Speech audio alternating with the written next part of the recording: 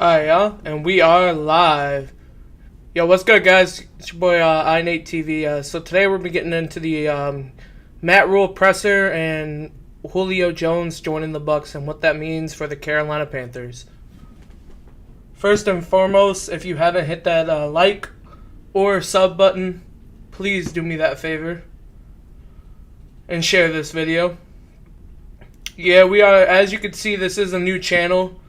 We are trying to grow this channel, and we will. If you guys haven't already, sub to Keep Pounding TV. That's our Panthers podcast that you'll see me on, along with all of our other Keep Pounding crewmates. So yeah, first and foremost, let's get into the press conference by Matt Rhule.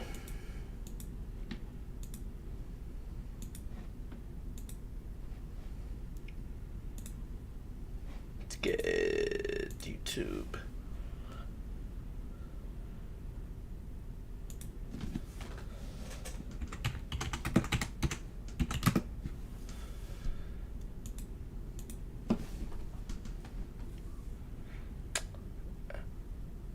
Dude looks like I don't know what Matt Rhule's been doing, but compared to the picture where he's wearing the same shirt when he's with all all the head coaches and stuff, that man's looks like he's lost weight.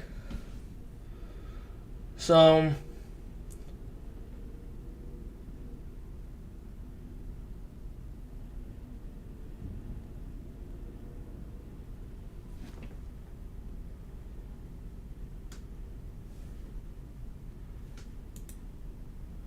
in the rooms, and then give them the opportunity to back.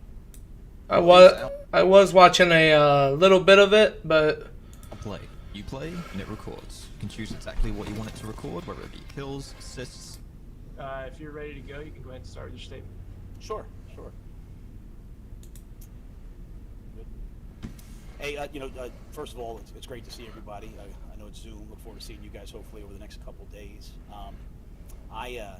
I'm really excited to be here, and excited to get back to Wofford. I have to start by saying that I'd really like to thank Scott Fitterer and his staff, Dan Morgan, Pat Stewart, Samir Suleiman, Rob Hanrahan, Cole Spencer, and many, many more. I think we have a really talented team. And one thing I will say, Scott Fitterer, I love that man. As the GM, I love that man. We'll get into more detail on how I feel about the owner and how I feel about, the head coach and how I even feel about, the team in general. But as far as the GM, I will say we have an aggressive GM, and that is something in Carolina that we haven't had, which actually means, that we are going to be in on every single deal, which means a lot. Because coming from it, we were always a small market team. And, we still are a small market team. But, to see us, be on every single deal, shout out to Scott Fitterer for making that happen. Anyway, let's continue. because we have talent, we can really focus on performance and results starting right now in training camp. So I like the roster that we have. I like the additions that we've made. And I'm excited to get going. And our plan, really is kind of a three-part plan. We have to take our defense, and they've got to go from good to great. I think we have the players to do it. Third year in the system, and we have to go from good to great on defense. Speaking of that, I've seen a lot of hate on saying that, this team on the defensive side has to go from good to great. I've seen a lot of hate on saying how could this team go from good to great, or this defense go from good to great. And I've seen a lot of hate that you guys have been giving Matt Rhule, and everyone that's been giving Matt Rhule in general a lot of hate about it. So I think, to be honest with you, this defense has to go from good to great. If this defense doesn't go from good to great, which I don't believe it will. I believe it will take a step back. I mean, I think we lost too many key pieces. We lost Gilmore to the Colts. We lost Reddick to the Eagles.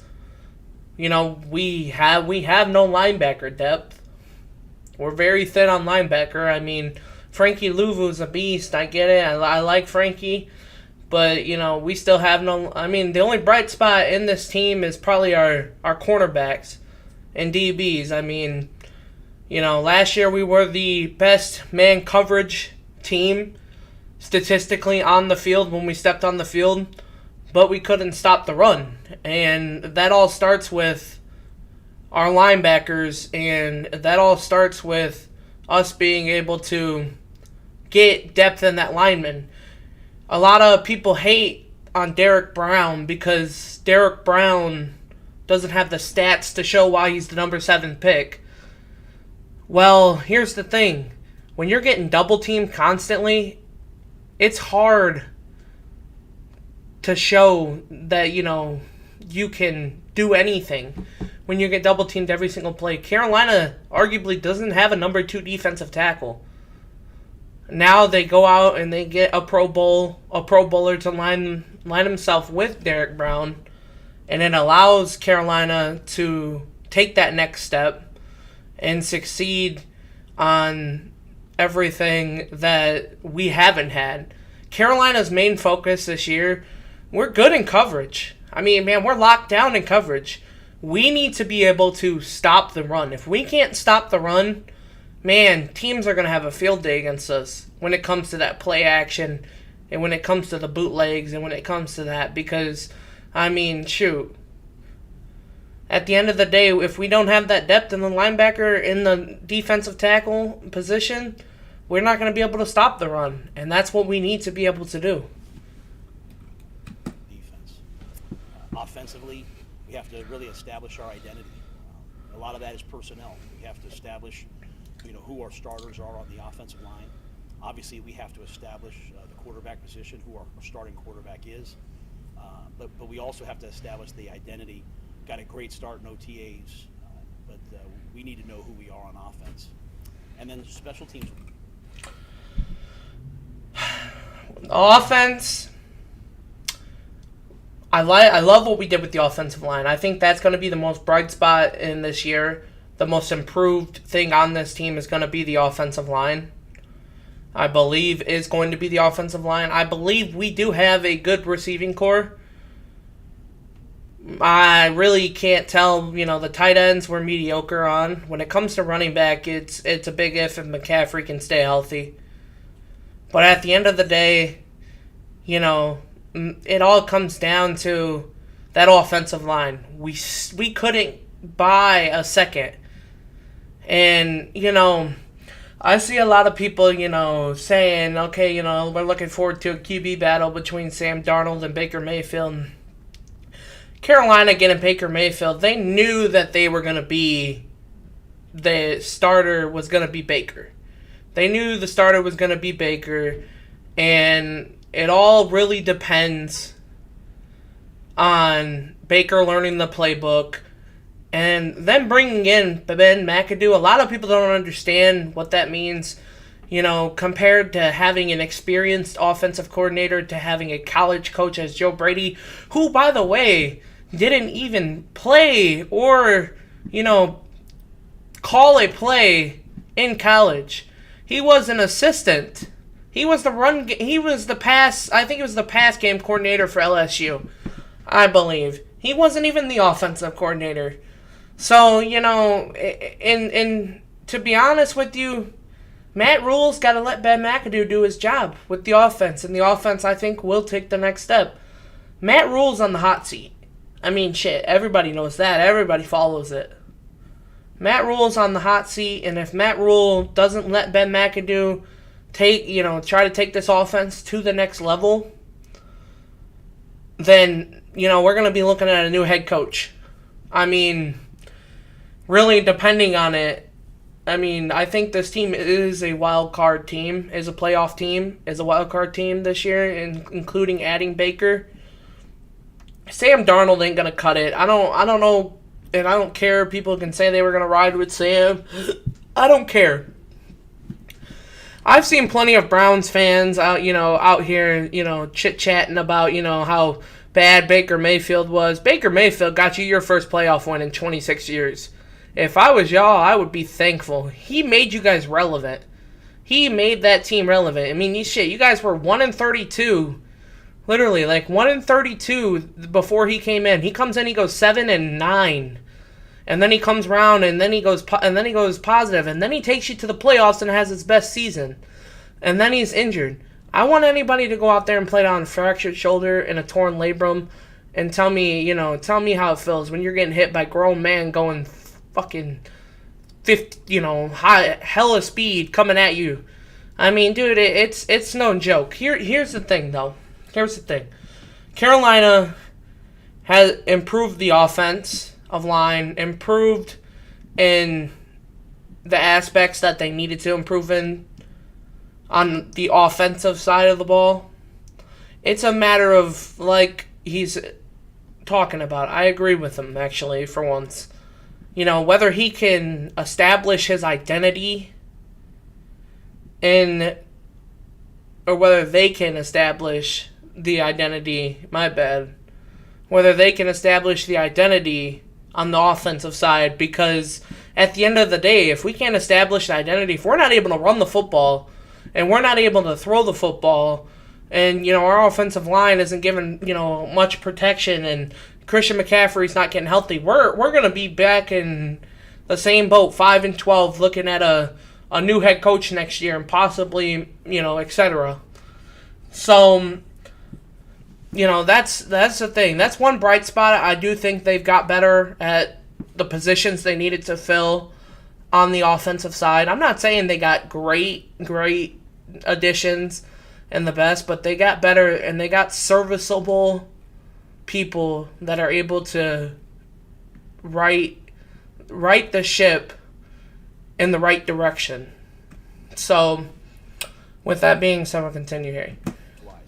I think one of our more unheralded moves has been really solidifying that specialist room with Johnny Hecker, Zane Gonzalez, JJ and Fletch, and then Andre Roberts as a returner. And I think it's time for us that special teams really starts to affect winning. I think we have the guys to do it. So that's our approach. Special teams has to affect winning. Offense establishing that identity and establishing who the quarterback is, who the O-linemen are, and finally our defense going from good to great. So the special teams, them getting Hecker, is okay. Punter, it's good because Hecker's one of the best in the business. Problem with our special teams is our special teams doesn't know or didn't know before we hired a new special teams coordinator, whether they want to block something or whether they don't want to go after it or whether they do want to go after it. It's a matter of being disciplined with our special teams and being very, very, very, we haven't had a returner. Shit. Every single time that we would go to return the ball, we'd fair catch it. We weren't returning shit. So, at the end of the day, it's really evolves around, can we get a returner? Can we do the things on special teams that allow us to winning? Because, if you set a team up, under the 5 or under the 10, that makes them have to go the whole field. That helps out with your defense. And then, if you get a good return, it helps out with your offense. Special teams is a big key in football to winning. You got to win the little things. If you can win the little things, everything else will fall itself into place. So, special teams, and especially this year for Carolina, is really, really big because I think, like I said, the offense takes the next step. Maybe the defense takes a step back. But at the end of the day, special teams is going to be really big for the offensive side and even the defensive side. Because the defense is going to need teams to have to go the whole field and all that. with that, I'll take whatever questions you guys have. All right, let's start with Nick Carboni, followed by Josh Green. What is Outplay? You play and it records. You can choose exactly what you want it to record, whether it be kills, assists. Hey Matt, good to see you. This is the first time that we're able to talk to you since the Baker trade. I guess in your mind as the head coach, what made it so appealing to go out and get a guy like that at quarterback heading into training camp? Well, I always look at my job is to put as many good players and good coaches in the rooms, and then give them the opportunity to battle it out. And I really like our quarterback room. I don't know many teams that we have Sam Darnold, who's been our starter, who had an excellent spring, and talking to him this summer, Sam's had an excellent summer. So we have Sam. We add in Baker Mayfield, who's took Cleveland to the playoffs, won a playoff game, set the rookie touchdown record. To add him, that's another starting caliber quarterback. Matt Corral is a young guy that we drafted that we really like and have a lot of hope for. And, I expect him to come compete. I showed up to the stadium last night, and Matt,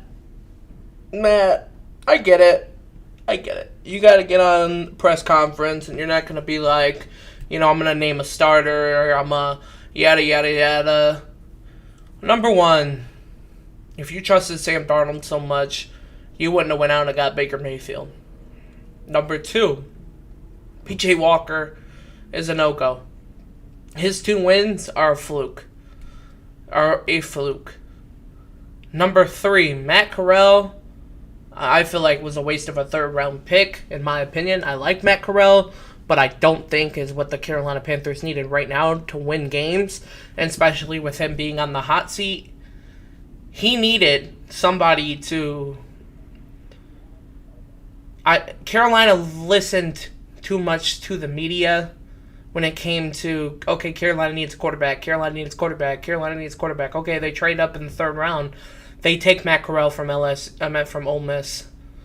And, it's like when you take a quarterback in the 3rd round, who, by the way, on paper, they projected him to be a 1st-round pick. Only reason why he wasn't was because of his off-field issues. But the thing is about that is if we're going to draft a quarterback in the 3rd round that's projected to be a 1st-round pick, why the hell wouldn't we start him?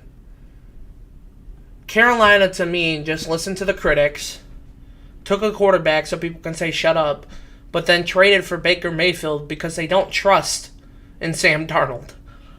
So they're going to have Matt Corral sit behind Baker. But what if Baker balls out? Then Carolina's signing him to a 3 or 4 year deal. Then it's left with Matt Corral, right? Then what's left with them? What are we at? Are we in another, Aaron Rodgers, Brett Favre type situation? Are we in that kind of situation? It all plays out. I think Carolina should have took a linebacker in the 3rd round, because if you're gonna take a 3rd rounder, you're expecting the guy to be a star. You're expecting that guy to be somebody that you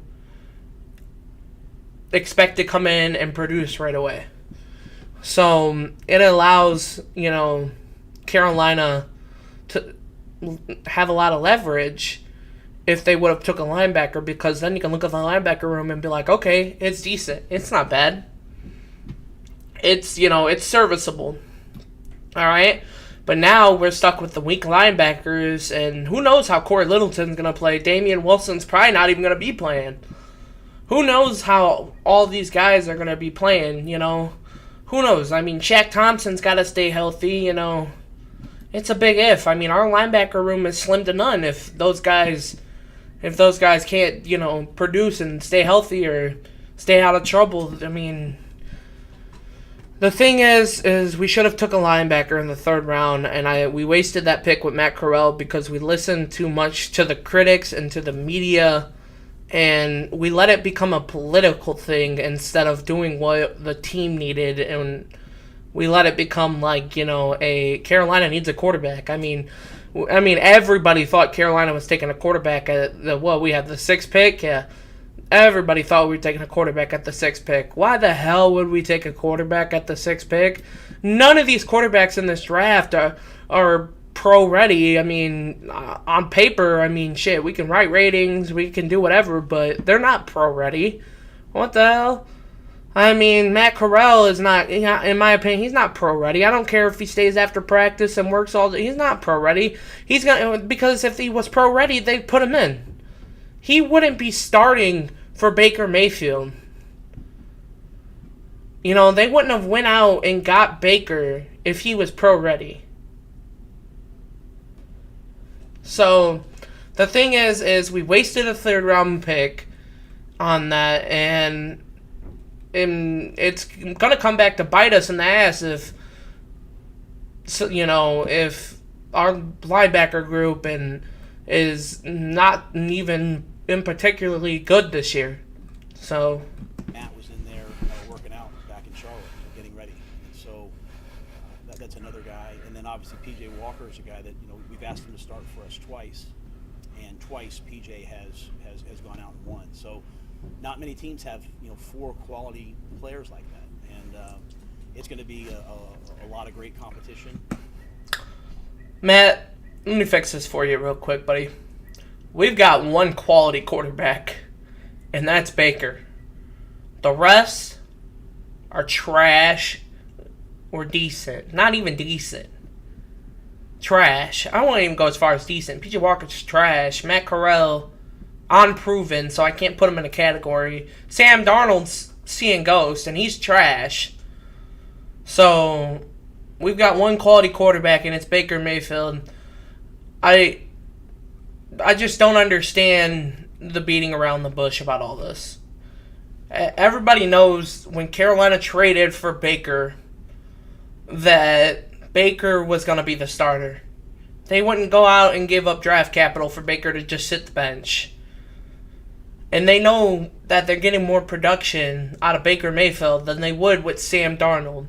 I mean, look, he's showing it. I mean, dude's a flat out, regardless of how anybody likes it, dude is a flat out winner. He's going to do what he's got to do to win. Whether it's taking risk, whether it's, taunting, whether it's, doing whatever. I mean, he's going to do whatever he's got to do for the team. And that's a quarterback, that is a winner. But at the same time, to me, Baker Mayfield is going to come in with a major chip on his shoulder. He's going to have to prove himself. He's going to have to prove himself that he's still the quarterback. Because in 2020, the dude threw for 26 touchdowns and 8 interceptions, took the Browns to the playoffs, won on the road in Pittsburgh, almost beat the Chiefs on one final play. And, people still don't understand, especially you Browns fans. You guys are in particularly delusional. I've listened to YouTube videos. I've listened to everything. You guys are delusional, man. You guys don't appreciate what you have. That's like us Carolina fans calling Cam Newton garbage. Cam Newton was everything for our franchise, but he's done. He's done. There's things you move on from. He's done. He's washed. He's over with. Injuries took over his career. He's done. But you Browns fans are taking it like Baker Mayfield didn't come into that team and make your franchise relevant. Because to be honest with you, before then, you guys were shit. 1-32. And starting guys like Johnny Manziel and starting guys that are as shit as like Nathan Peterman. So before Baker and before Massage Watson, you guys are shit. So you should be thankful for what you guys got, because Baker Mayfield turned your franchise around and allow you to even be relevant, to even be in the picture of getting Deshaun Watson. Because I'm going to tell you right now, if you guys were still as shit as you were about 3-4 years ago, you guys wouldn't have Deshaun Watson. So thank Baker Mayfield for that. And to be quite honest with you, Nick, I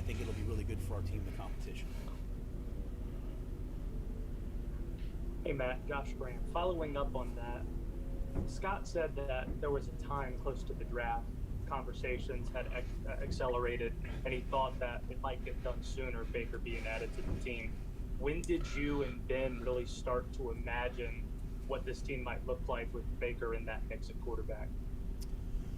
Yeah, Scott and I had that conversation before the draft and in the draft. We were talking about that. Just the deal didn't happen, and so it was sort of an ongoing conversation until it finally did, occur. There were times where it looked like it wasn't going to occur. In spring in OTAs, we really became really excited about what Sam was doing, and when we got Matt, obviously we were excited about Matt. So, there was a time that wasn't sure if it was going to happen, but when the time came, at the end of the day, we felt like it was the right thing for the team, and we did it. Because you don't trust Sam Darnold. You don't go out and get a quarterback unless you don't trust the quarterbacks on your team, on your roster.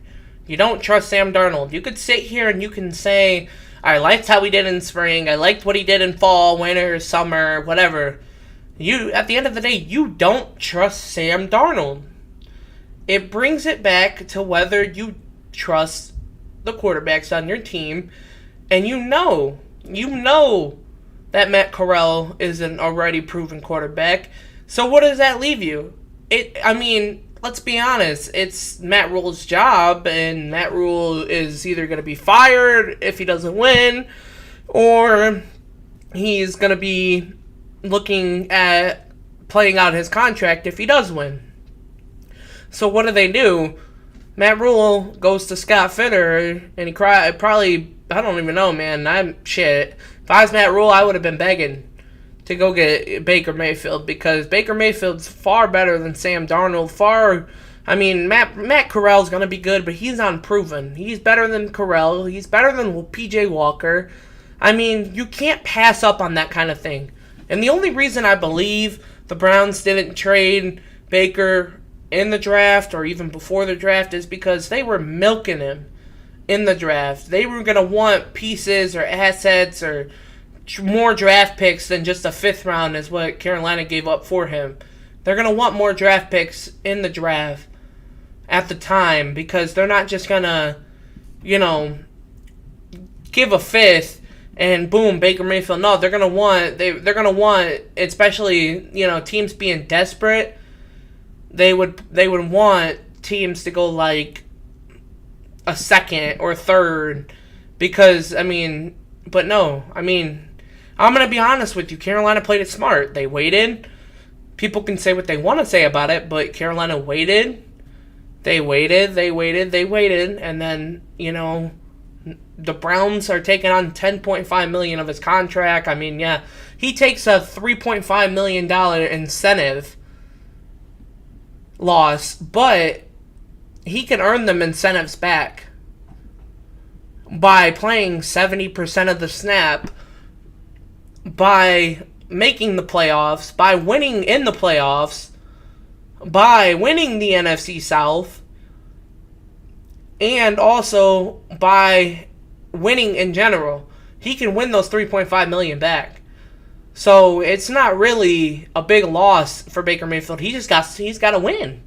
He's got to win. Baker Mayfield's got to be the quarterback from 2020. He can't come in and look like he doesn't know how to play, or he's Sam Darnold's best friend and Sam Darnold's like got a ritual over him or something. He can't look like that, or something, because Baker Mayfield has got to come in. He's got to lead this team with leadership, with perspection, with dignity. He's got to come in. He's got to be a leader. He's got to be the quarterback leader.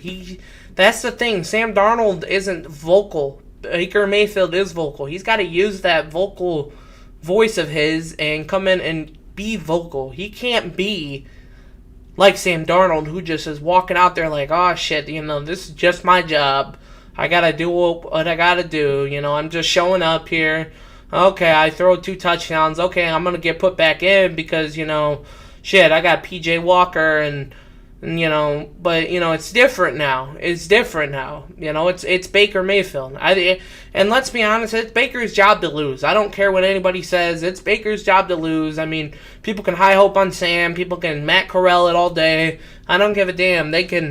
It's Baker's job to lose, and everybody knows that. I mean, they wouldn't have went out and got a quarterback if they didn't truly need a quarterback and believe in Sam Darnold or Matt Corral. So, at the end of the day, they're doing what is right for the team, and to be honest with you, it is the right move for the team. Baker Mayfield brings a chip to his shoulder, brings an edge to him, and he's a vocal quarterback.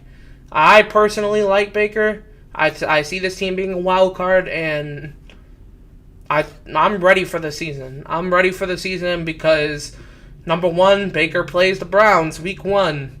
And I can't wait to see the Browns fans' reaction when this man... I mean, I've seen some Browns fans, shitting on him. Talking 9 for 22, 5 interceptions. Okay, buddy. Okay, Dequan Jones, or whatever his name is. Somebody similar to that. Okay. Here's the thing. When he beats you guys... You guys are going to be shit anyway. You're going to be starting Jacoby Brissett because Deshaun Massage Watson is getting suspended for minimum 8 games, who likes it and who doesn't like it. So, all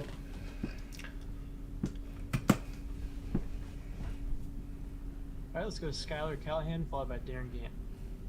Hey, Matt, good to see you. Hope you're well.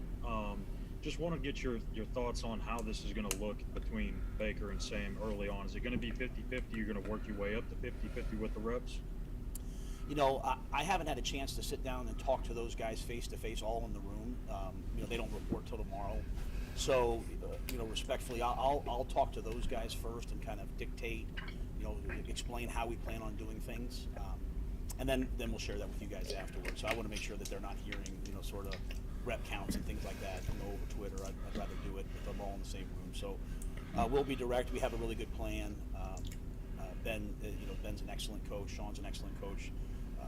They'll do a great job in that room, but we'll share it with you when it's ready.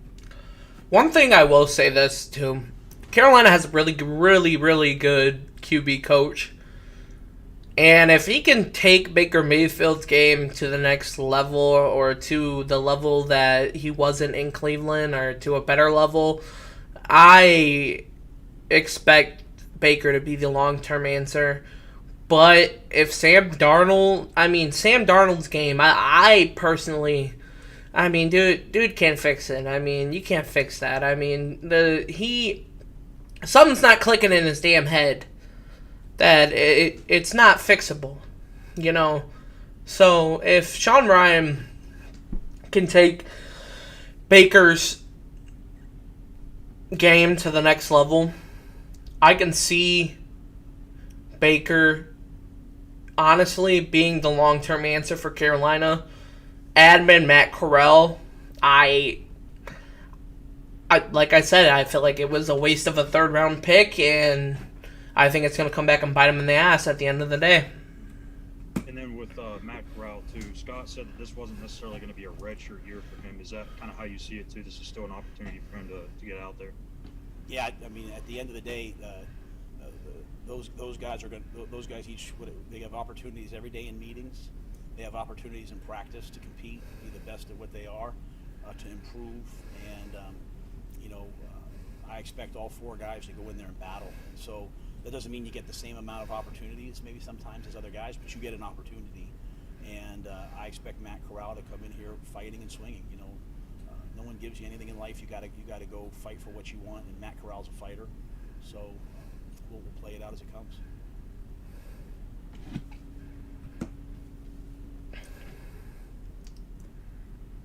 No. Just no. I get it. You want to stand up there and you want to, I want to give them the opportunity, the best opportunity, blah, blah, blah, blah, blah. But you don't draft a quarterback if it's not going to be your starting quarterback. Future or anything, whatever. Matt Rhule needs to win now. And that's the thing about it. He needs to win now. His job's on the line. A lot of people's asses are on the line on that Carolina team and staff. If they don't win, they're gone. You don't draft a quarterback in the 3rd round for him to sit the bench. You draft a quarterback in the 3rd round for him to start. So I am not here for any of that. I get it. You want to give these guys chances. I mean, give them chances, chance after chance after chance. We know who the starter is. It's Baker. At the end of the day, it's going to be Baker. It's going to be Baker. Whether they announce it 2 weeks into preseason games or 1 week into preseason games or after training camp, it's going to be Baker Mayfield. We know that. We're not going to sit there and it not be Baker Mayfield, because he is the right answer to what Sam Darnold isn't. I'm not saying that he's not, he's the best quarterback in the no, but he's far better than Sam Darnold is. He's more serviceable than Sam Darnold is. He's been more accurate than Sam Darnold is. He's more, his deep arm is better than Sam Darnold is. Sam Darnold had the worst deep ball accuracy, worst deep ball rating in the NFL last year. And yeah, we can blame the offensive line, we can blame this and this and that, we can blame the drops on Robbie, drops on DJ. Okay, but at the end of the day, Sam Darnold literally sees more ghosts. I'm watching this dude, Sam Darnold, have good games. We started the season 3-0 last year. 3-0. We were honestly on the verge of, okay, can we go in Dallas and can we beat Dallas in Dallas? Okay, the game's going good, and then Sam Darnold decides to be Sam freaking Darnold.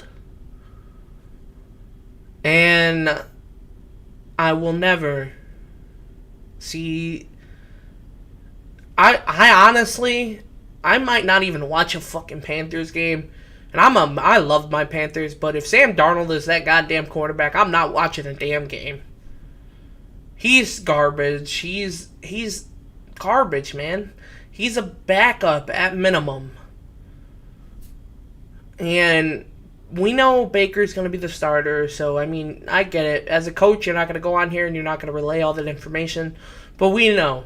When they looked at Baker in this offense, they were like, oh, okay, we have a guy who can throw the ball deep, a guy who's got accuracy on it, a guy who's not afraid to take chances, and he's not going to sit there, and he's not going to, make the stupidest decisions. Look at the touchdown to interception ratio. I know, people say, okay, yeah, Baker's throwing more interceptions than anybody. If that was the case, look at Jameis Winston. Jameis Winston would be number 1 on that list if it wasn't for him getting injured, let's be honest, or him not being able to stay healthy.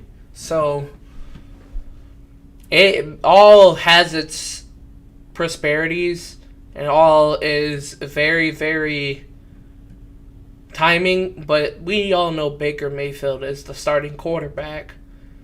They can sit up here on a press conference and tell me that,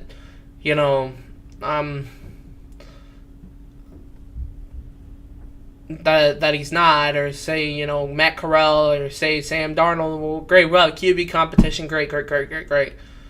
But when it comes down to playing in the preseason and playing in that actual game, who's gonna give us the most out of it? It's Baker Mayfield. Baker is going to be the starter. I can't see anybody else being the starter. Matt, you talked about the defense needing to go from good to great. What are the tangible steps they've got to do, and how do you fix that how do you get to that point over the next month? Well, I really think it started in OTAs and in spring. I think the first thing, Darren, is that we have to become a much better red zone defense. Year one, I think the year before we got here, we were 24th in defense.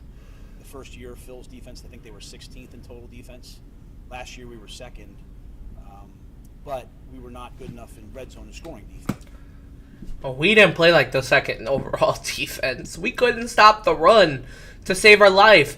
The Patriots beat us because we could not stop the run.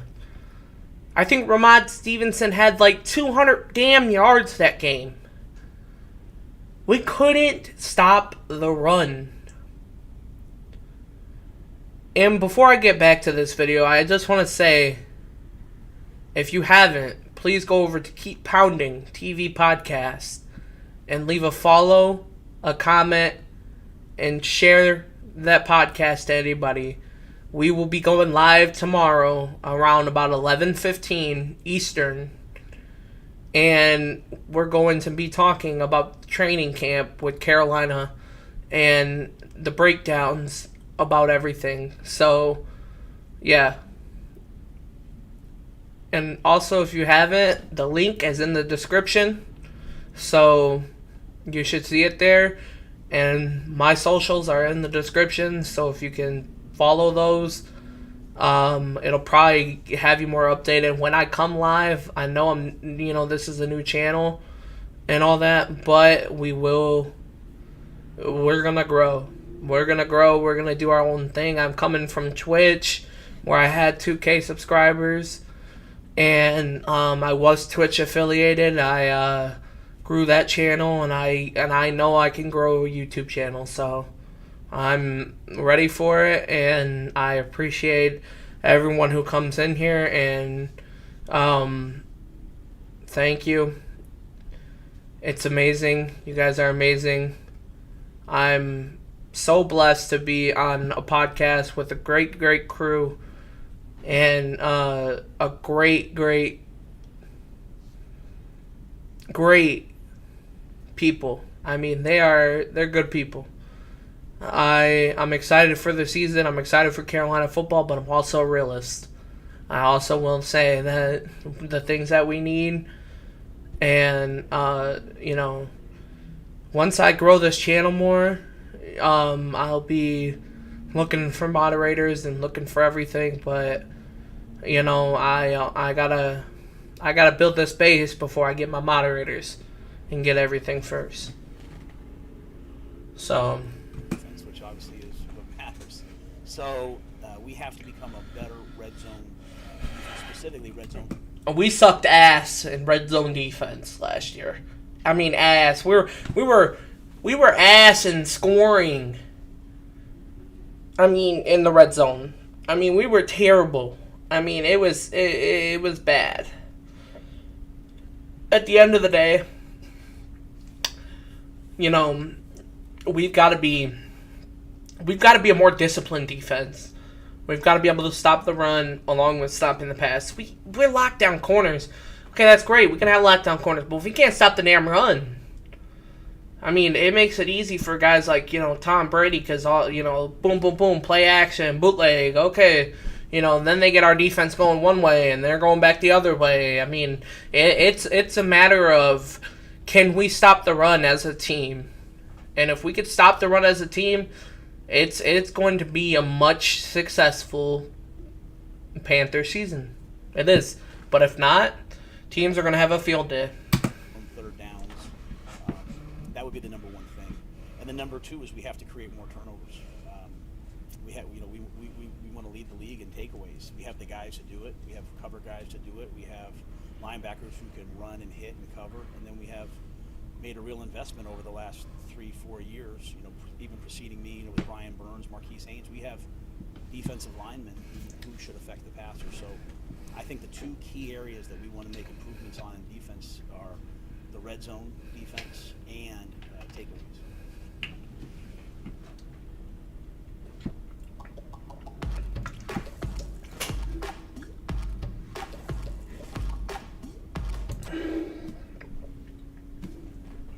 Let's go to Will Kunkel, followed by Joe Person. Hey Matt, how you doing, bud? Hey, Will. Just kind of a house cleaning question. Start times kind of pushed back this year from, I think it was 8 or 8:30. What was kind of the reasoning, and it kind of jockeys a little bit too? It's a great question. So, because it's so hot here at Wofford, the NFL allows us basically what they term 2 practices a day, a practice and a walkthrough. We did the walkthrough in the afternoons last year, but because there's no indoor facility, it was just unbearable at times. Guys are out here, it's just unsafe. So what we did was we just flipped it. We put the walkthrough first thing at 8 o'clock in the morning. Then players have to have 90 minutes between walkthrough and practice. We give them their 90 minutes, and then we go right to practice. So it moved the start time back a little bit, which means practice is going to be a little hotter. It's not necessarily exactly what I want, but it's still in that pre-12:30 window. And so we're trying to kind of, the NFL also implemented new rules in terms of the first practice can only be 90 minutes. So there's some different timing that the NFL introduced. So that has affected a little bit of the start times and trying to keep some things on the back end consistent. So we felt like, we're here for less time this year. I think it's 2 weeks to 2 weeks and a couple days. We would be able to battle the heat for. The NFL has. Now we're to 3 preseason games, and I get it, safety to the players and safety to the coaching staff and all that, but at the same time, it's a matter of places like Wofford is really, really hot. You gotta, when you keep hydration and everything, I get it, the hydration within it, everything works, but it makes for me to wonder, does the NFL give a fuck about even its players? Because you can go through walkthroughs, you can go through OTAs, and go through training camp, blah blah blah blah blah, whatever, but at the end of the day, these guys are athletes, and I guess the biggest thing I'm trying to say out of this is injuries, I guess, happen all the time. I'm praying the team stays healthy during training camp, because if not, we're in trouble. For 2 weeks, but trying to get that walkthrough in as opposed to having to cancel it or go into a gym. Hey Matt, how you doing? Hey Joe, how you doing? Good to see you. Oh God, Joe Pearson. I know you try to establish this every year, but how do you sort of get the sense of urgency to the level you want and need that as it's a great question. Let me say that first. I think I think the biggest thing is getting guys who have that innate sense of urgency. And when you have a young team, sometimes young guys they think they have forever in this league, and they're just kind of happy to be here. Well, a lot of our young guys are older guys now. Chin's going into his 3rd year. They have a sense of urgency that they want to win, and I like our veteran players. I think we have a. Well, yeah, because we can sit here and say, shit, we wasted 7 draft picks on the draft a couple years ago on defensive players, and about 2 or 3 of those guys haven't panned out. These guys haven't took a step. Bravion Roy don't touch the field. Davion Nix don't. They don't. These guys don't even touch the fucking field. I like Keith Taylor, but he hasn't shown nothing. JC. Our defense is unproven. As good as it looks on paper, we're unproven. We can say we're young. We can say whatever. We can say we're older, but at the end of the day, we're unproven.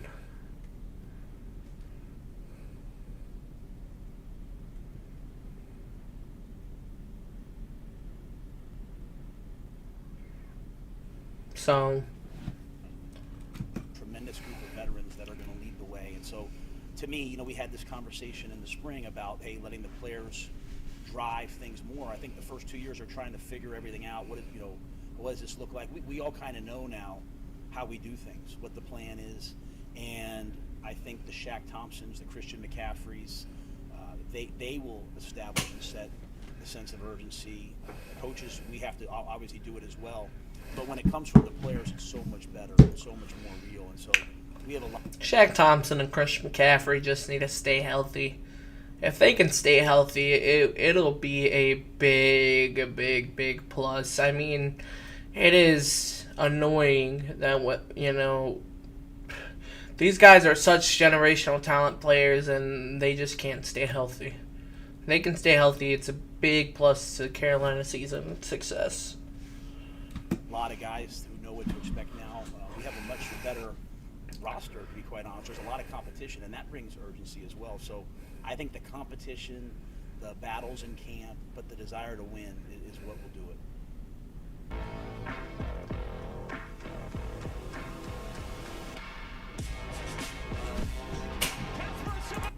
And then quick follow-up, you had mentioned in the spring that Davion was a guy that may or may not be ready.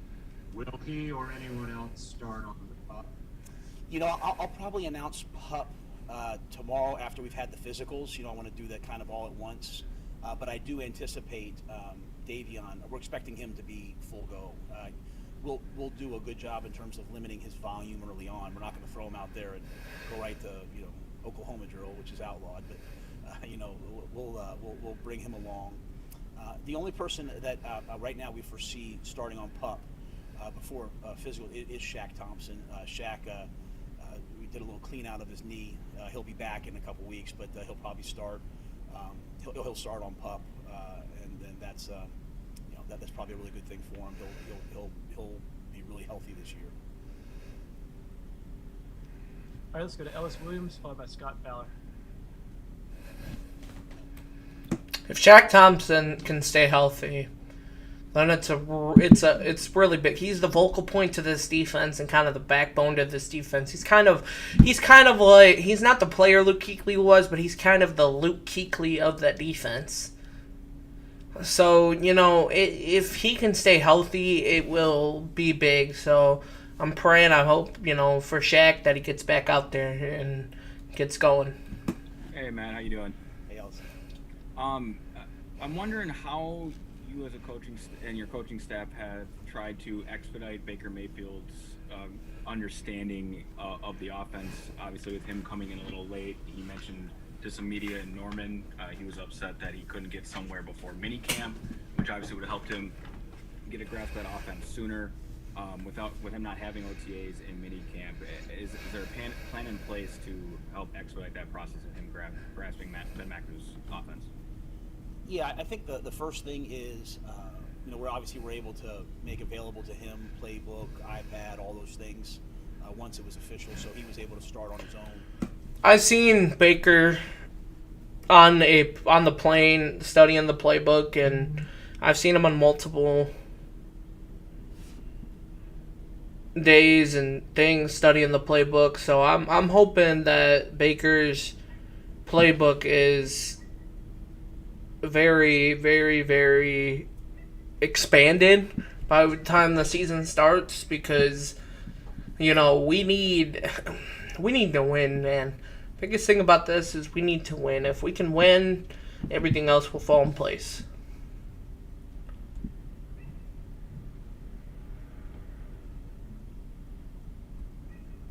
So, let's continue. I think when you have a guy like Baker, he's had several different offensive coordinators in his time, so he's gone through this process. He knows what it takes to learn a new offense, and so he's kind of had that head start, going back, watching the tapes, watching the installs, having the playbook in his hands, and then he has a history with Coach Campen. So a lot of the terminology, a lot of times for quarterbacks, I think that's one of the biggest things is, hey, how do I adjust the protections? And he has some history with Coach Camp. So, but there's no doubt that's one of the, he has to get here, and he has to learn the offense, and he has to go from level 1 knowing the offense to level 4 mastery, where you're unconsciously competent. And so that's his journey. It's part of his journey when he gets here. And so Ben will do a great job having a plan for him, scripting plays for him, that he can I'll tell you a big thing to Baker Mayfield's success is going to be Ben McAdoo. It's going to be Sean Ryan. Those two right there, those two coaches right there are the success to Baker, because Ben McAdoo is a hell of an offensive coordinator. I'll give him that. I mean, yeah, I get it. Guys don't pan out as a head coach, but he's a hell of an offensive coordinator. And Sean Ryan has proven that he can develop a quarterback, so maybe with him getting Baker Mayfield and it's not like trash-ass Sam Darnold, then we are able to develop that quarterback and him be very successful in it. He can really, grow in the offense as we get going. Thank you. This is Blankos, the free-to-play multiplayer game where you can unlock, earn, and... Matt, when you were talking about defensively and good to great, it makes me think of Brian Burns a little bit. Has made the Pro Bowl and has obviously had a really great start to his career, but certainly there's probably room for improvement there. Where do you specifically want Brian Burns to go from good to great this year? Yeah, I think Brian's a tremendous example of a guy that's has to go from good to great. And I was really proud of how he showed up to OTAs. He had put on muscle and strength because he's such a great athlete. The more that he can include the power rushing game into his game, it'll change everything for him, because he's such a great speed rusher. He can change tempos on guys. He can change levels up and down on guys. But if he has the ability to put his foot in the ground and run you over too, that's what takes you from 9, 10, 11 sacks to 15, 16, 17 sacks. Yeah, see, he just mentioned it. He's got to be able to put his foot in the ground. He's got to be able to stop. The thing about Brian Burns, Brian overruns everything. He overruns the play. He overruns getting a sack. I mean, he overruns that type of stuff. If he can stay, to himself and put his foot in the ground, he'll be able to have double-digit sacks and take that, 15, 16, 17 stack, right, and be able to take that next step in his game. He's got to stop overrunning, stuff. His commitment I talked about all spring, to me, that comes first, your commitment to being great, and I've seen it, and I'm excited about it. And I think the last thing is, sacks in the fourth quarter. Sacks are a great number, but sacks in the fourth quarter win games. And so as he comes to work, his conditioning level, it's those sacks that affect seasons. And so he's a leader on this team. I expect him to make that jump this year. Thanks. All right, let's go to David Newton, followed by Varun Shakur. Hey, Matt, good to see you. I wanted to ask you a couple questions here. One, Baker and Sam have been working out with a few teammates the last few days in the Charlotte area. And what does that say to you about Sam's mentality, the fact that he's participated in that and not kind of felt like the outlier here? Yeah, I mean, Sam is...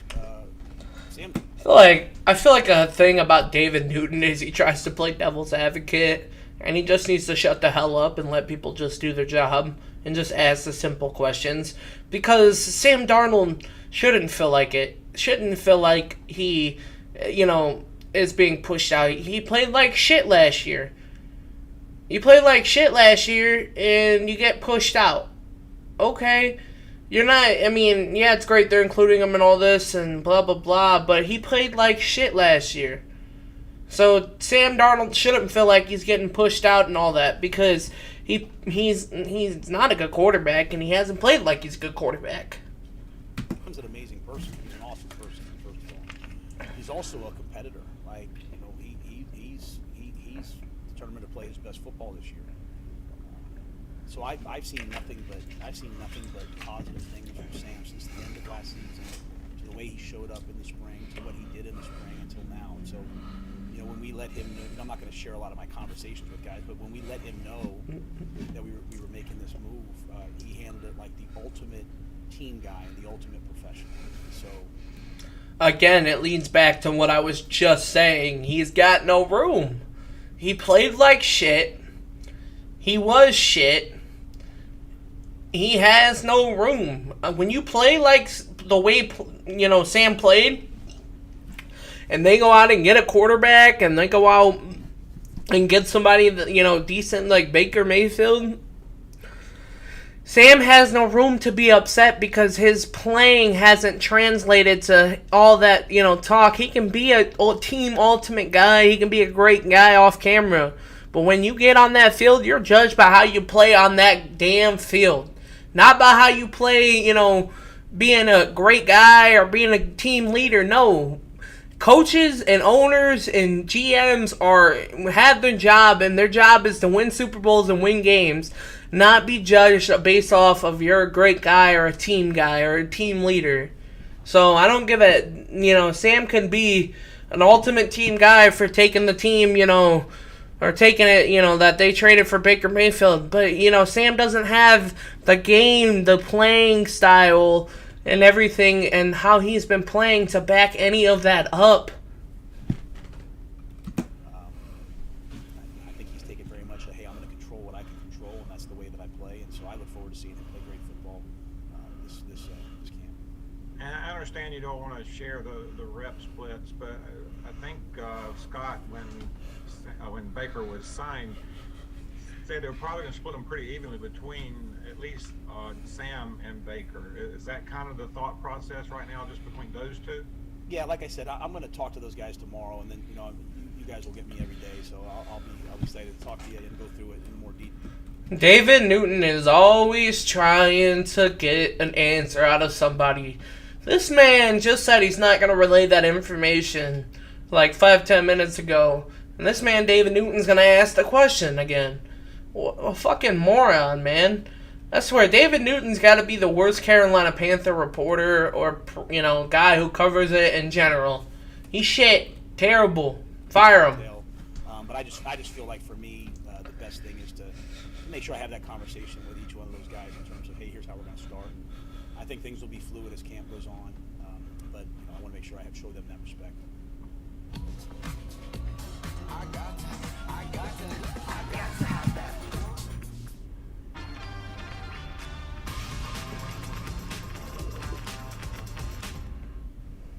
And one other thing, there was, I guess, back when you faced Baker in college, and I think the pregame he was talking a little trash to your teammates and said you forgot who your daddy is, going to have to spank you. And you guys had a good showing that day, but that personality that.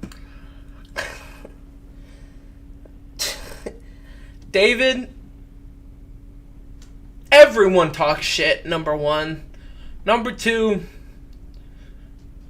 I will tell you like this. It don't matter if it was Baker. I mean, look at Cam Newton. People didn't like him doing the damn dab, doing the damn, I don't even know, when he's in the end zone, acting like he's swimming, dabbing, jumping over. They didn't like it. But at the end of the day, what the hell are they going to do about it? Everyone talks shit. David Newton, it needs to be fired, bro. That you got from Baker there, you saw from Baker there, and it's kind of maintained the last few years in NFL too. Is that something you want to continue, that edginess? Well, I have to tell you, David, the story. I got to tell you the story how it really happened. So I'm in the locker room, and we're not very good at the time. I think we're 0-3 or 0-4, and they said, "Hey, there's a fight at DB's, and Baker almost just got into a fight." And I came storming out. I went after the officials, and I'm like, I want 15 yards on him. Da da da da da. And Charlie Brewer, my freshman quarterback at the time, who was redshirting, wasn't even playing, who ended up being my starting quarterback, later that year and for 2 years, a great player, went to Lake Travis, and he actually walked over to me and said, "Hey, Coach, Baker didn't start that fight, I did." So it's a little Lake Travis thing that they breed competitors there. I can promise you that. So Baker's always going to be the competitor. He's always going to be the one guy that has a chip on his shoulder. He's always going to be the guy that's going to be the first guy when you score a touchdown to come up to you. So, regardless of it, competitors are going to be competitors, and, I mean, there's just competitors. I mean, David Newton just, likes to ask the stupidest damn questions, so, I mean, shout out to him, the guy, the worst Panthers reporter and cover guy there is, so. I want every player on our team to be themselves. I want every player on this team to be themselves, but to live up to the standards of our team. And at the end of the day, winning comes first. Winning always comes first. It's about winning. It's not about me. It's not about you. It's not personal battles. It's about winning. So, as long as what guys do leads to winning and leads to performance and results, then I want them to be who they are. And so, for Baker, I haven't coached Baker. I talked to Lincoln about Baker, and he told me, "Hey, you're going to love him." But I want Baker to be Baker. I want Sam to be Sam. I want them all just to be themselves. And do you have in your mind a 1A, 1B going into this thing, or do you really consider this wide open? Yeah, I think at the end of the day, football players are the ultimate competitors. You see that right there. If he considered it wide open, he would have just said, "I consider it wide open." I mean, it's an open training, it's an open thing. No, he's beating around the bush. It just tells me that he's just trying to not say what we really all know. Baker's a starter. I mean, let's be honest. And I think the great ones love competition, and so in fact, the best of the best create competition sometimes when it isn't there. So, to me, my job is not to pick the starting quarterback. The players will do that with the way that they play. My job is to make sure that we have really good players in the room between now. If any player comes up to Matt Rhule, Scott Fitterer, and says they want Sam Darnold as a starter, immediately cut their ass or trade him. Please. I don't want that damn player. I don't want him. Which we do in that room, and make sure that they have opportunities. So, it'll be a fun ride when we know we know. Hey Matt, wanted to ask, second year now where you've got a 17-game schedule, 3 preseason games. What did you learn from last year's experience with that you're going to apply this time around? That's a really good question. I think we look back at it last year, especially the first time going to Wofford, and the unique opportunity that this provides to get away, to be sequestered. We went from 2 joint practices last year, which I thought was appropriate for us in the time and space where we were as a team, to now we're just doing 1 joint practice. It's on the road. I think it's really unique to have a joint practice versus a team you played the previous year and you lost to. So we played the Patriots, we lost to the Patriots. I have so much respect, obviously, for Coach Belichick and that organization and those coaches and players. To have a chance to go practice against them really is a chance for us to measure ourselves. So the other thing I would say is that week after the last game is a unique week. It's you're kind of making that 53 cut, and then there's some time and the time off. So really kind of going back and looking at how we handled it last year and what the best practices are heading into that first game. So, but I think the change of joint practice is probably the biggest thing. YouTube Music is a music app with smart search, so you can easily type in a description or lyric to find any song you want to hear. Like, All right, we have time for a few more. Let's go to Brett Jensen, followed by Deshaun Brown.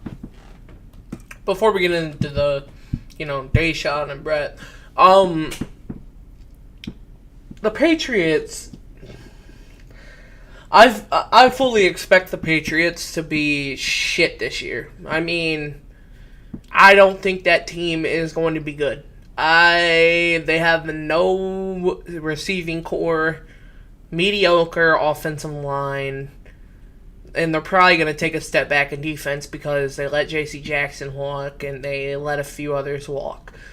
I fully don't expect the Patriots to be good, so I don't know how the joint practices will turn out. Obviously, we'll keep you guys updated and posted on that, but I don't know how they're going to turn out to the Patriots because I don't think the Patriots are going to be good. I think, yeah, great, we lost to the Patriots, but I think the Patriots are better last year than they were this year, that they're going to be this year, and I don't think it's really going to be a standard thing, and I don't really think this joint practice is going to be good for the players because obviously you get to go against another team, but I don't think it's going to really show what Carolina is or show what Carolina is improved on as a team. Hey, Matt, hope you're well. Real quick, I know people were talking a lot nationally about you last year towards the end of the season about being on the proverbial hot seat. And, and I don't know if that was the very first time in your career that you've actually been mentioned as such, because obviously you didn't have it at Temple or Baylor. Was that a difficult situation for you personally and your family going down the stretch last year? And, there was also a lot of talk about this is a year that you as a coach have to prove yourself and get more than the 5 wins. So, I mean, how much has that impacted you from a national standpoint, especially last year at the end of the season? Last year's to me is over. It's kind of like golf. All right, last year is over. He is correct upon that, but for you to tell yourself that you aren't afraid to be on the hot seat is bullshit. Any coach is gonna do what they gotta do to win and get off that hot seat. So obviously you could see that. I mean, shit, I don't know if he's stressed from being on the hot seat, but Matt is obviously, I mean, here we go. I mean, first he's comparing shit to Jay-Z, now he's comparing shit to golf. So, I mean, at the end of the day, he's on the hot seat whether he likes it or not, and he's got to prove himself. He can be, he could be skeptical about it, and he could be in denial about, he's not afraid about it or whatever, but at the end of the day, he's gotta be, he's gotta win. He's gotta win or he's gone. So we'll see how that goes. You play a bad round, and you sit there and you say, you feel terrible about your game, and then all of a sudden you show up the next day and you play golf again, and it's like, hey, I could have a great round. And so I thought we did a lot of things well early in the year, and then just down the stretch, I didn't get it done. We didn't get it done, and so that's our job. It's a results-oriented business, and I certainly don't want to be a part of an organization that tolerates, mediocrity and a lack of success. And so that's got to start with me. So, do you like that? No, but at the end of the day, I can promise you, like, my life is about winning and losing, and so I don't like losing. So that affected me as much as anything else. I do like that answer right there. Besides the golf reference, I do like that answer. I do really like that answer, what he just said, because it shows that maybe he's maturing as a coach. And, the results start with the players on the field. You get the right players, then, he's got to turn into a coach that, knows how to fucking coach. Sometimes this man looks like he doesn't know how to coach. One thing he's got to improve on is his in-game adjustments and his adjustments at halftime and his clock management. It is all shit. If he can improve on that, it'll make him a better coach, man. Because I swear Carolina don't make adjustments at all. Things with my family.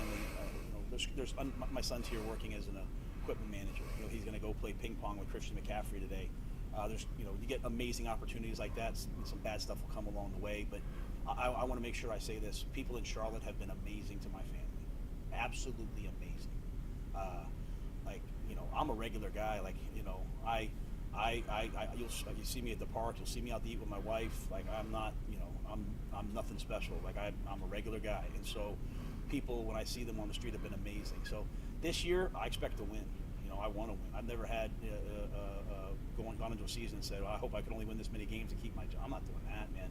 I want to win at the highest level, just like Christian does, just like Shaq does, just like everybody in this organization does. And that's why, I woke up today ready to go, excited to be here, and I like where we're at. Well, speaking of Christian real quick, in terms of that, do you plan on having... I will say that answer is the right answer. That answer is the right answer, because if it was any else answer or any other answer at that time, he would have been getting fired for it all over Twitter, posted for it, and all that. So that's the right answer, and he needs to keep that. Handling him differently this training camp, or like maybe even potentially see a preseason game. Like, how do you plan? The Christian McCaffrey thing, I've heard that he switched up his diet plan, that he's talked to guys on how they did their things and all that, but, the thing is Christian McCaffrey last year bulked up a lot, and I think this year is going to be more lean, and I think that's going to keep him healthier. I think, your body takes stress from, all that bulking and all that. I mean, don't get me wrong, it's good, but I mean, you're a high-profiled athlete. I mean, dude, you're going out, playing football at the highest level in the NFL. It's going to take a toll on you. So I think it's going to be really, really good for Christian this year. And handling that, considering what's happened the last 2 years. I think our biggest thoughts, if we look back to Christian, or just maybe some tweaks in season. I think I liked what we did with him. I liked a lot of things we did last year in training camp. I mean, we got off to a pretty good start, and then obviously had a bunch of injuries in that Texans game, and we just didn't play well enough after that. But I think a lot of things we did in training camp last year were right, and so I don't see many changes to what we're going to do with Christian. I think each year too, you kind of look at your team. What does our team need? What does our offense need? And that affects what does our defense need. That affects how much you play different guys in preseason. So. We'll see how practice goes, and we'll make a lot of those decisions. I have some clear thoughts in my mind, obviously, but some more finite decisions on different guys as we get closer to those games. Christian needs to play in maybe 1/4 of one season, one game. I don't even know if I want Christian playing in the preseason. So I promise you, I hope they don't play him in the preseason, because if he gets hurt somehow or something happens, because I mean, a lot of these guys are fighting for, starting spots and jobs and, everything in the preseason. So I'm really hoping that they do not play him in the preseason. We have time for one more really quick one, Deshaun. All right, Coach, good afternoon, and thank you for the time.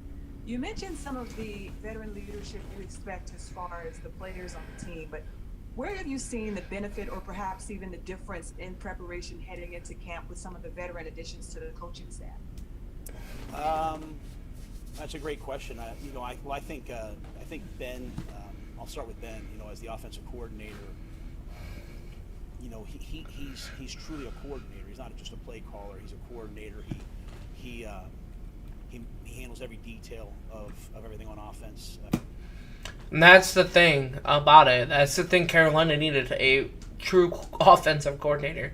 Not a guy who's just going to go out there and call plays and, that's just his job. No, he's going to do what is best. He's going to put the players in the best position. I know last year when we had Joe Brady, defensive teams on other teams were literally saying that we were running the same 5 plays, and it made it predictable. And that's like, what the fuck, man? It's like, dude, if you're not built for this job, you don't do it. I get it, it's a huge opportunity, but you don't do it. He works really well with that group. And I'll tell you, that takes a lot off your plate as a head coach. When you have 2 guys like Phil Snow and Ben McAdoo who really handle their areas. Chris Tabor, same thing. These are guys who've done it at a high level, and so it takes a lot off your plate as a coach. Knowing that you're going to just get end result product, work product. James Campen and Paul Pasqualoni. I will say this too: James Campen is going to have that offensive line playing well. I believe he's going to have that offensive line playing real well. Chris Tabor is going to have that special teams playing real well. I'm excited for this year. It's just got to give me results. That's the thing, though, is as a Carolina fan, I'm really excited for the year, but it's got to give me results. And when I see the results, it's like, oh, shit, like we're actually doing something. So. 2 veteran because at the end of the day, in my mind, in this league, you win up front on the offensive and defensive lines. And we spent 2 years investing in the defensive line. We have good players in that room. I think Coach Pasqualoni is going to do a great job of elevating that room. And we were able to really go out and invest this year in the offensive line to go along with what we've done in previous years. That's the biggest improvement on this team is the offensive line. James is going to have these guys playing real well. I'm really excited for it. Even in the quarterback, Adam Baker. I mean, dude, it's better than having somebody that's unproven. I mean, it's better than even having Sam Darnold. I think Coach Campbell will affect that. And then, to hire a guy like Steve Wilkes, Steve Wilkes. Welcome back. That man right there was the focal point to Carolina going to the Super Bowl. Really was big on Carolina going to the Super Bowl. He's going to take that DB and corner group to the next freaking level. I have 2 guys on my staff now who've been head coaches, and Coach Pasqualoni has been a head coach in college for a long time, highly successful. You can't pick up the phone in this league and call another head coach and say, "Hey, what would you do?" I'm lucky. I have some. Coach Rhule called me the other day. I have some great guys I can go to and look for advice, but now I have them on my staff as well who sat in that seat. So I'm really happy with the staff, where we are as a staff. I remember some really veteran NFL coaches told me when I came into this league, because of the hiring rules, they said, "You know what, Matt, sometimes it takes you to your second or third year to really get the staff the way you want it. Sometimes you have to wait till a guy's contract comes up." I have the staff right now where I really want it. I like them. I trust them. And that's the thing. I don't think Carolina, I think when they put together the staff the first 2 years, I don't think they really trusted it. I don't think they really coexisted and gelled together. I think it was a staff that was just put together and was like, okay, Phil Snow go run the defense, Joe Brady will run the offense, okay, go run, all you guys go run whatever. But I don't think Matt Rhule trusted his staff. If Matt Rhule trusts his staff this year, could be big things coming for Carolina. I'm excited actually to go see. All right, thanks, Coach. Thanks, guys. Appreciate it, Matt.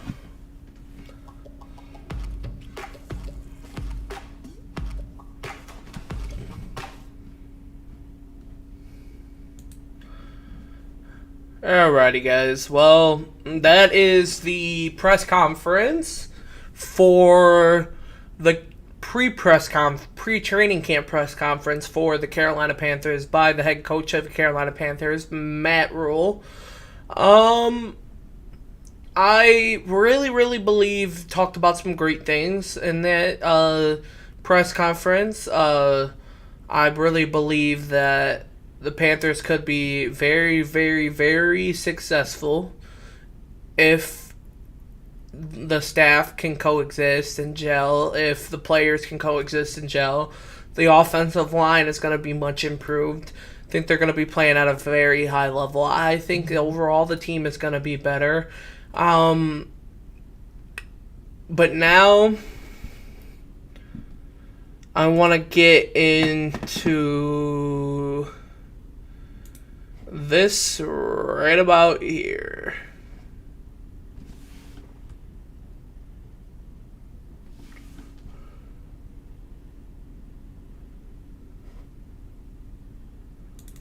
We want to get into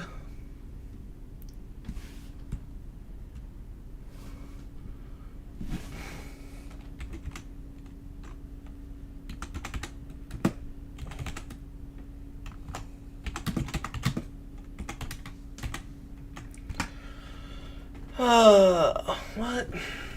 I didn't want to go on this. I'm just trying to... Here, we'll go.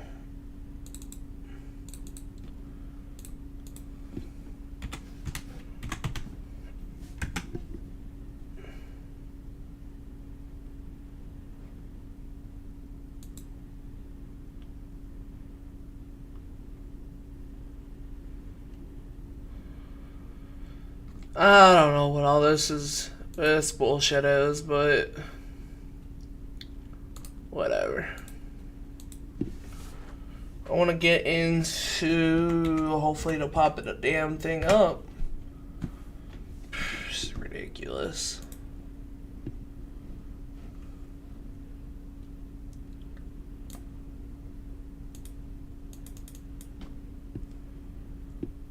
You know what? We're just going to use Google Chrome.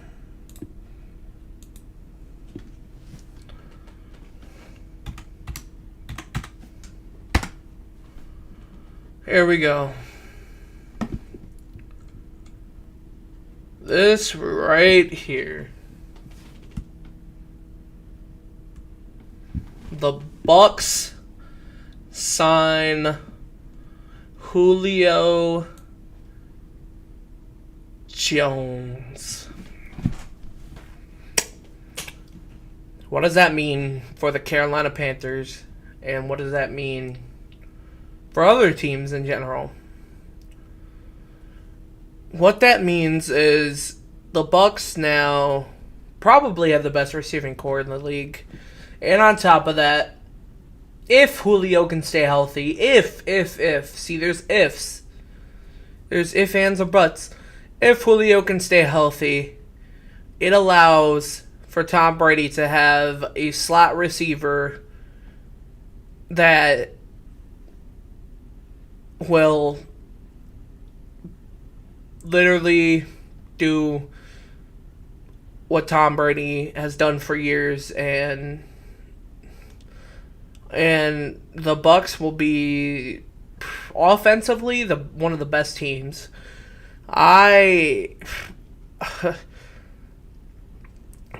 Julio going to the Bucs is a really big deal because Julio is going to be the third option behind Mike Evans, behind Chris Godwin. You know, and then there's going to be Julio in the slot. Julio being the slot, your third cornerback is going to be on Julio. Your third cornerback on Julio Jones if he could stay healthy. Man, that's a problem. That's a problem. And that is why Carolina needs its corners to develop. Well, like Keith Taylor and more. So it's going to be a big problem. I really hope that somehow it doesn't go pan out like I think it's going to pan out. But at the end of the day, probably will. I mean, Tom Brady's not showing age of decline, and Julio Jones just needs to stay healthy and potentially looking at the best receiving core in the NFL, offensive. I'm not really worried about the running game of the Bucs. I'm more worried about the passing games. I mean, you know, they don't really. I mean, Leonard Fournette's okay, but he's not like, you know, he's not that guy that's going to give you like 100 to 150 rushing yards. So I ain't worried about that. But Julio to the Bucs teaming up with Tom Brady is really big. Really big. People don't understand how big that is. I mean, the Bucs getting Julio, and they don't need Julio to be Julio back in Atlanta. They just need Julio to be serviceable and stay healthy. If Julio can do that, then, man, you're looking at a guy that's probably going to re-resurrect his career in the right direction a little bit. And that's the thing. It's, you know, I've seen Twitter reports and I've listened to people that are talking about, you know, whether, you know, Julio's washed, done, blah, blah, blah, blah, blah. You know what? I'm going to be honest with you. I want to believe he's washed. And I want to believe he's done. But then again, I don't know. Something just tells me Julio going to the Bucs and watch him just have a good fucking year just because of it. Watch him just not be injured. Watch him just, you know, have a good year because of it. So at the end of the day, I want to believe Julio is done, but I can't just yet. I can't. And it's really because I wanted Carolina to get Julio too. And now that Tampa Bay's got him, it's like, Jesus, man. I mean, Atlanta's going to be fucked. He's going to shit on Atlanta. Atlanta, y'all done fucked up. Atlanta, y'all done fucked up. At the end of the day, y'all going to get shitted on, and it's going to be funny. Shit, I might even... Hey, shout out to Big Cat over at Keep Pounding TV. I might even join your Big Cat in that front row, man. Watch Atlanta fucking shit on, or watch Atlanta get shitted on, and watch Julio Jones go for 900 million yards and bazillion touchdowns on these fuckheads. Y'all done fucked up. Y'all pushed him out. Y'all pushed Julio to Atlanta to, the Titans, and the Titans done fucking got rid of AJ Brown, and now they get rid of Julio. I mean, whatever they're doing over there, whatever. But at the end of the day, Atlanta, y'all done fucked up. Y'all done got somebody back in this division that y'all don't want. At the end of the day, y'all could talk the most shit about him. Y'all could be disgraceful, but Julio put that damn franchise on his damn back. The only reason y'all were even relevant was because of Julio Jones. So, with that being said, if y'all haven't, please like, subscribe, and share this video. I'm gonna get off here. I'm gonna chill. I appreciate it. You guys are amazing. With that being said, deuces.